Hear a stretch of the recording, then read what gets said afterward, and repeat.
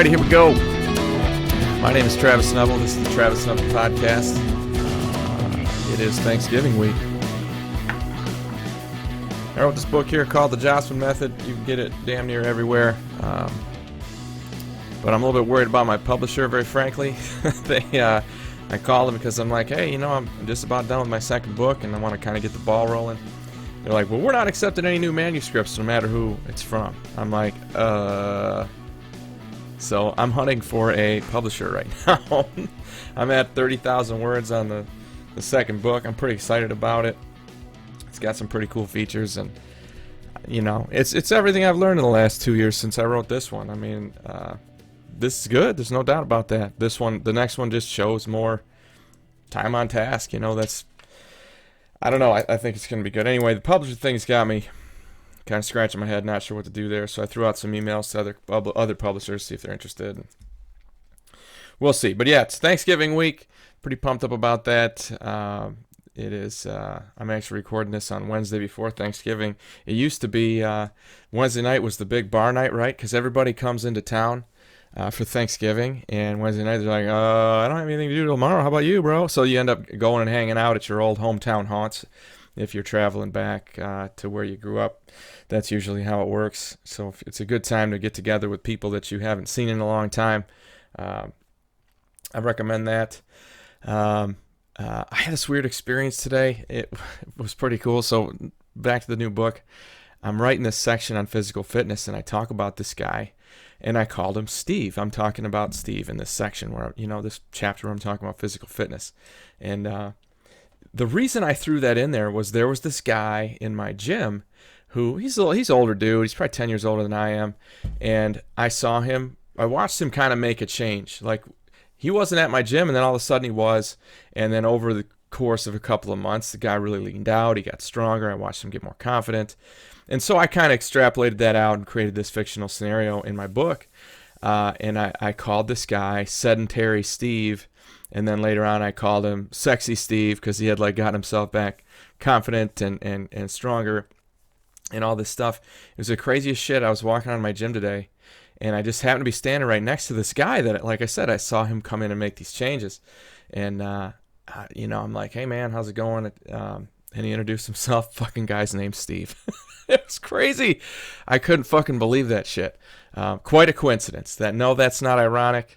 That's just a coincidence, but it's a pretty cool one. Out of all the names that this dude could have, my man's name is Steve. Turns out we got a lot in common. The guy likes, he's talking about hunting. He works on cars. He's like this kind of a man's man, and that's good shit. So said he likes podcasts. I let him know that I do this, but we'll see if he comes around and ends up watching. But anyway, weird ass coincidence that the guy that I had already written all about in my book and created this big kind of fictional life for him, I meet the guy who inspired that, and his name's the same fucking name I came up with. So I don't know, just got lucky there, but not that I would have changed it.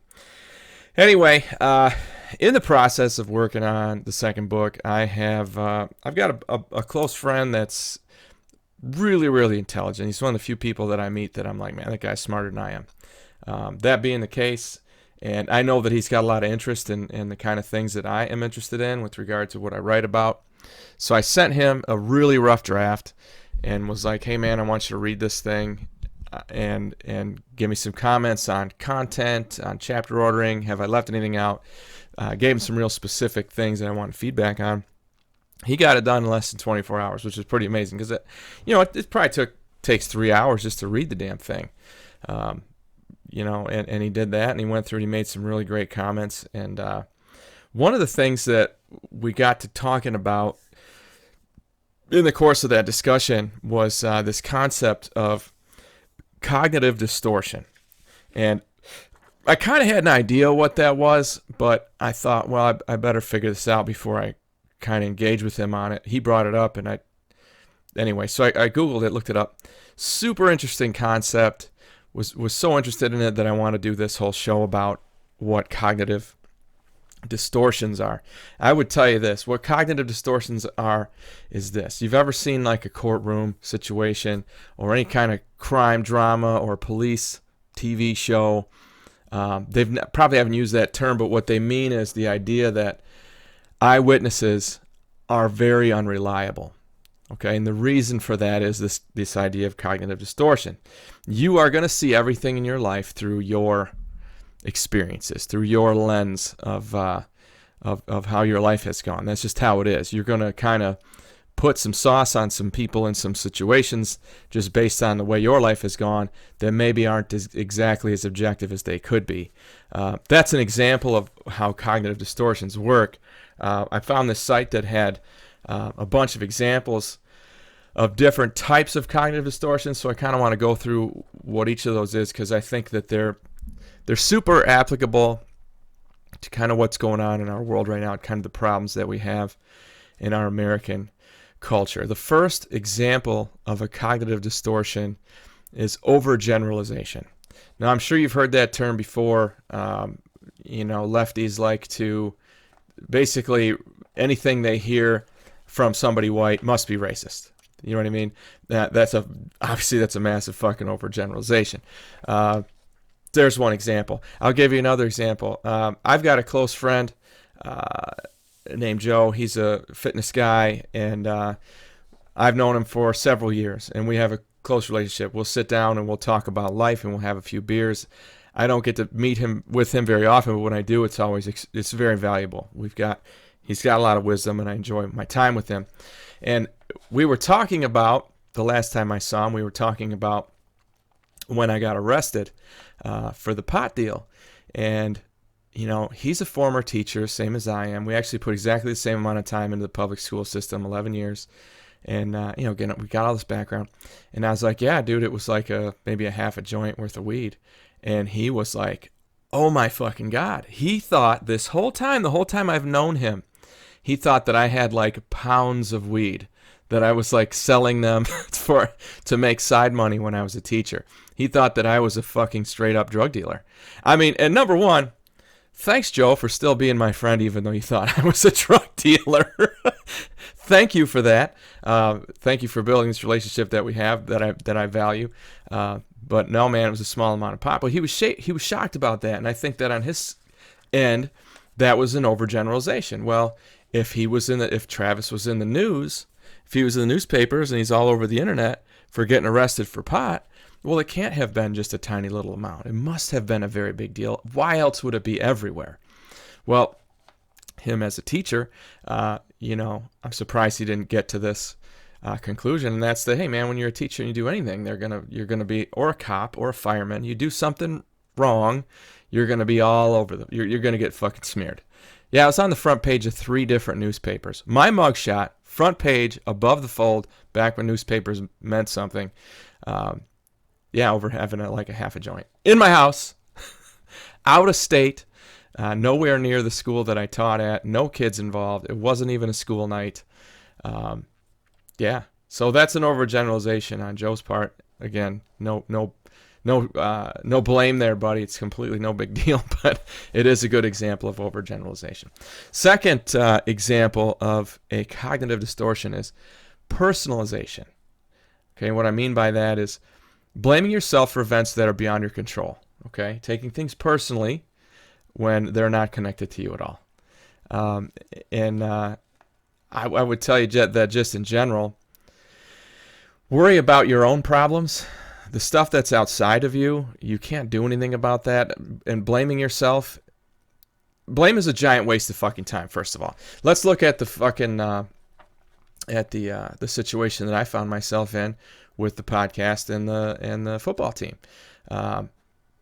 Bottom line is that mom, she probably knew that her kid was kind of a lazy kid. Or at least she didn't want to admit it to herself, so she needed someone else to blame for that, for the fact that there are people who look at your kid and go, your kid just isn't that good. And so she needed someone she personalized that. She took that as a massive insult to herself, so she needed somebody to blame for it. She couldn't just look at her situation and go, well, maybe we aren't raising him as well as we should. Maybe we're not being as hard on him as we need to be. So rather than, prepare the kid for the road, rather than tell the kid, well, you know what, I don't like that he said that either, but is there anything about it that's true? Maybe you need to just work harder. I'm sure that conversation never fucking happened, and I'd love it if it did, but rather than that, like moms do, she went out and decided to go on a witch hunt, and that's how that went. And I don't blame her. Whatever, that's what moms do. You know, that's how that works. But I think you're fucking your kid when you do that. Now, on a side note, now I watched that kid play football against us, and fucker can play. I mean, he was everywhere on both sides of the ball. I was really impressed. That kid can play. And I'm not going to tell you that I had anything to do with that, because I didn't. But maybe, just maybe, that situation motivated him some. Maybe it did. I don't know. But anyway, that's personalization. When you take things outside of your control and blame yourself for them, what you do after that is almost always ridiculous. Next item, catastrophizing. I'm sure you've heard this before, and that's, of course, blowing things out of proportion, dwelling on the worst possible outcomes for any situation. Man, I've been there. I've catastrophized after, like I said, got arrested, lost my job, lost my career, got divorced all within a couple of weeks there, lost my home, bunch of friends. Easy to feel catastrophized in that situation. I would tell you that there's a pretty good, there's a bunch of ways to address that. And of course, I wouldn't know these ways had I not gone through that. But number one, bads are good. Okay? When you fucking fail, you have no idea how much opportunity there is there to fucking do great shit. I don't care what you failed at. You're either going to get way better at it, or you're going to go do something different. But in either way, it's an opportunity to be fucking awesome. You do need to calm the fuck down. You know what I mean? That's the first thing you got to do, is calm down. And you know what? If you're looking at a situation, you're catastrophizing before it even happens. If you're worried, if you just say, let's just say you're worried about it. This might happen. Oh shit. Well, why don't you think it through? All right. Well, if this stuff all does happen, what will I do? How will I handle that? Well, I'll do X, Y, and Z. And you know what? That's not that bad. And then all of a sudden, it doesn't seem so catastrophic, whatever it is that you're worried about. You know what I mean? It's still a perspective. You'll be all right. Another form of cognitive distortion. Again, these are the things that, as the world happens in front of you, you perceive it less than objectively. You perceive it with your own emotional and mental schmutz on it. And that makes it less accurate, okay? And mostly makes it scarier. So these are ways to avoid that. So another form of cognitive distortion is jumping to conclusions. Yeah, and this is where I put up the jumping to conclusions, Matt. Let's see if I can get that up here. It'll be right there. See if I can get a picture of that from the movie Office Space. Pretty simple. I think that basically the entire internet is a bunch of people jumping to conclusions. I think the internet in general, social media in general, is just a giant dorm room bitch session. A bunch of people who have no fucking idea what they're talking about and no life experience, coming up with these worst possible conclusions. Blowing everything out of fucking proportion. I used to tell this to the kids that I taught in high school. If you're going to cite a source, okay, any kind of source, and you want it to be objective and you want to feel like the information in it is somewhat accurate, that source, if it's probably a website, it better end in .org or .edu. If you're citing sources that end in .com or .net, you know what that com stands for? Most people don't fucking know this, but com is short for commerce. That means that website is there for one fucking reason, and that's to make money. It is not to be accurate. It's not to tell the truth. Okay? Yes, that includes CNN.com. Okay? They're not there to tell the fucking real stories. They're there to make money. Be very fucking clear about that. So know that. Know that if you're going to trust something, it should actually come from a trustworthy source. And I don't want to hear about, Time Magazine is a trustworthy source. Time Magazine's there to make money. Let's fucking be honest about that. They are. So do your own fucking research. If you're jumping to a conclusion about a thing, if you're worried about this thing happening, I encourage you to go and fucking do a little research on it. See if you're right, see if you're wrong. And I do that all the time. I'm like, man, am I just a fucking asshole? Why am I thinking this thing? I should look it up and see what the deal is. Like with the COVID bullshit. I looked up the numbers. I'm like, all right, how many people are actually, what are the percentages here? How much of this is coming from, pre-existing conditions? And what I kept finding out was that influenza kills more people every year than COVID does. When you take out all the bullshit numbers, when you take out all the people who were going to die from the next time they had a cold anyway. When you take out all the people who are 450 pounds and have type 2 diabetes and all these problems, when you take out all the lifetime smokers, when you take out, all the people who got in a bus accident but they were coughing right before they died, must have been COVID. When you take all that shit out, which isn't too tough to do if you spend a little time to really do the research, I'm just shocked that the government has done what they've done to us with regard to this shit. It blows my fucking mind. So yeah, don't jump to conclusions. Go do your own fucking research. Don't trust basically anything you see on a screen. Okay? If it's coming to you on a screen, it's not honest. If you go find it on a screen and you're looking in the right places, then it'll probably be honest, okay? That's how you avoid jumping to conclusions. Emotional reasoning is another cognitive distortion. Emotional reasoning. If you don't know the difference at this point between your feelings and your fucking thoughts, holy fuck, you need to grow up. Like, I talk all the time about your heart and your mind, okay? Your mind is basically the adult that is raising your heart. That's keeping your heart safe, keeping your emotions in places where they can be safe and where they can be themselves. And where, I know that's a really obscure, complex thing, but it doesn't work the other way around. Your emotions should not be controlling your mind. Your mind should not be going, well, my emotions tell me to do this, so I'm going to do it. Well, you know what? When you're in a bar and you've been drinking and your emotions tell you to go fucking fight that guy, probably not wise. You know what I mean? When you're a woman and you're premenstrual and your emotions tell you to do X, Y, and Z, maybe it's not the best time to be making decisions about your life. You know what I'm saying? That's your mind going, all right, these are just emotions. And let's be honest, emotions, they're like signals. They're like signposts. They're like, well, I'm feeling this way about this thing. Let me dig into it with my mind. Why am I feeling this way? Is it a thing that I can deal with? Or can't I? If I feel this way, I don't like how I feel when I do it, maybe I should stop. You know what I mean? Maybe it's a thing I shouldn't do. But that's a conversational, cognitive thing. Your fucking feelings basically have no business having anything to do with any decisions that you make outside of yourself. It's not who you vote for, not how you handle yourself at work. The more emotional you are, the less respect you're going to get from people. That's just the bottom line. So don't fucking use your emotions to choose anything. You know what I mean? I mean, if it's the difference between the blue car and the red car and blue makes you sad, buy the fucking red one. Whatever. Fuck, it's the same thing. You know what I mean? Keep your emotions out of your decision making. It's just going to make your life a lot cleaner. Next example of cognitive distortion is discounting the positive. Okay? What I mean by that is, when you explain away the positives in your life as luck or like, just coincidence. What that is having an external locus of control where you believe that the bad things in your life, you deserve them, and the good things were just on accident.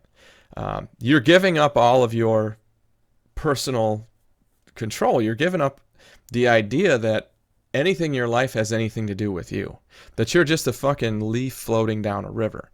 I just fucking refuse to believe that. That's not how I want to run my life. I talk about this all the time, about ownership and about accountability, that the good things in your life, you put them there.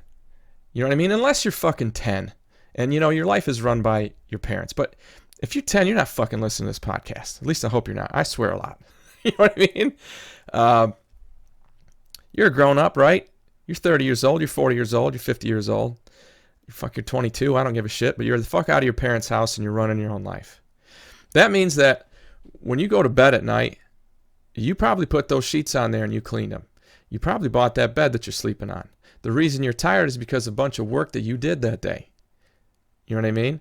The reason that you're healthy, the reason that you're happy, the reason that you have good people in your life, those are all decisions that you made. You chose to bring those people in, right? Those are all on you. You get to take credit for that. You get to sit around going, fuck yeah, I got a good life. I did that shit. And it isn't about ego, and it's not about being boastful. It's not about bragging. It's just taking stock and feeling appreciative and being happy that you've built this great life for yourself. All right? If you want to feel like that, you have to let go of the idea that, the positives were an accident or that they were luck. I can remember my barber when I was in high school. It's a guy named Ken, and he was in the next town north of where I lived. Wise dude, sage old man, older guy. He's probably in his 50s when I was in high school. And I'd go in there, and man, you could hear, just like the old school, you could hear all the updates about the community, how the football teams were doing. Like, I was an athlete, so I was involved. I always enjoyed that. And I can remember when I went to college, I finally went to school myself. I was like 21 before I went, and I was doing all right, and I was paying for it myself. And, I had a good job in the summertime, and I was making enough to support myself. And I'm sitting there with Ken. He's cutting my hair, and I was telling him what was going on. I'm like, man, I just got lucky. I kind of fell into this job, and, it's worked out so far at school. And I really had that feeling of, fuck, all the good in my life has just been luck. And Ken just kept insisting to me, fuck that. You worked hard. The harder you work, the luckier you're gonna get. And I know that's a cliche, but I couldn't absorb that at the time. I just was so, I guess, thankful in a weird way that I couldn't take the next step of thanking myself for my role in being where I was, right? Once you do that, okay, if you want to have that, you have to take the other side of it. And I talk about this all the time, and that's to realize that the negatives in your life, those are all you too. You did those as well. You know what I mean? I went to jail overnight because I had pot in my house. No, Joe, it wasn't bales and bales of weed. It was just like that much. But hey, in Indiana, it was a Schedule I drug. I didn't realize it was that bad. I knew it was illegal. That was a risk I took. That's on me. That has nothing to do with the dickhead downstairs who called the police and all that shit. I had it. I had the pot in my house. That's on me. I did that. That's the same reason that, and because of that, I lost my job. I lost my career. I made those decisions, and I'm okay with it. I take that responsibility and move forward. Again, you got to pick one or the other. And if you're the one who, like I said, I know I spent a lot of time on this one, but discounting the positive, holy shit, that's like, wins in football are hard to come by, okay? And I don't care who you're playing. If you got to win, you should celebrate that shit, and you should be happy about it because you worked hard all week. Shit, you worked hard the whole offseason. You probably worked the previous games just as hard. That's why you won. It wasn't just an accident. It wasn't just lucky. Again, the harder you work, the luckier you get. Ken was right. And especially in football, that fucking ball's got a funny shape. That fucker bounces a lot of different directions. And it's crazy how the harder you work, the more it bounces your way. Okay, and life is exactly the same as that. It's true. You can't discount the positives. The harder you work, the luckier you get. That is a fucking fact. Thank you, Ken the barber. Rest in peace, my friend. I hope you're playing golf and drinking beer wherever the hell you are. Let's see. Here's a big one. This is another cognitive distortion. Should statements. Now, I don't think. It is the most judgmental fucking word there is when applied outside of yourself. Now, you want to sit around on a Saturday. My buddy Mike, I hung out with him last weekend. Great dude. And he struggles to relax. He always wants to be busy. He always wants to do things. But thankfully, when he gets to my place up north, the guy can cut loose. He can relax. He can enjoy himself. And I love watching it. Because I know how hard he works. But I know that the voice in his head when he's at home and he's trying to enjoy his Sunday watching football is, you should be doing this. You should be doing that. You shouldn't be here. You should. When you self-apply the term should, it'll make you uncomfortable. It'll make you unhappy. But it'll probably make you productive, at least. So it's not all bad. But when you apply it outside of yourself, you tell someone else they should be doing a thing, or they should think this way, or the world should work that way. First of all, you are engaging in an act of futility, a pursuit of futility. That's never going to fucking happen. You can't control the shit outside of yourself unless you're the fucking boss. You know what I mean? I had this conversation with a very intelligent woman on over Facebook via some of my writing. And she's got this concept of fair and wanted me to include this idea of fairness in my in my new book. That's why I'm throwing out little sections, publishing little sections of it to try to get some feedback to see how it's going to go. It's just always good to get fucking feedback. You know what I mean? I might listen, I might not. And she was really focused on this fairness thing, it seemed like. And I was thinking to myself, I don't give a fuck if the world is fair. I'm not going to say that it should be. I know what the world is, and I'm going to go get mine. And that might sound really selfish, but that's all I can control. I'm gonna hustle hard. I'm gonna work hard.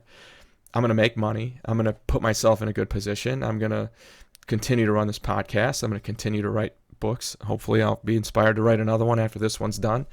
That's what I'm gonna do. I don't give a fuck if the world is fair, and there certainly is no should about it.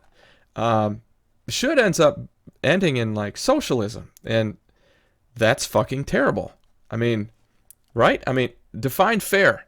Are you talking about equality of opportunity, or are you talking about equality of outcome?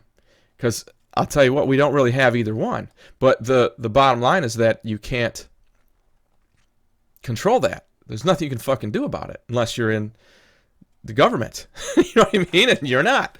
And I would tell you that equality of opportunity, do we have that in our country? I think it's incredibly important to have that, but I would tell you at this point, equality of opportunity isn't a thing. I think it's overcompensated itself. I think that,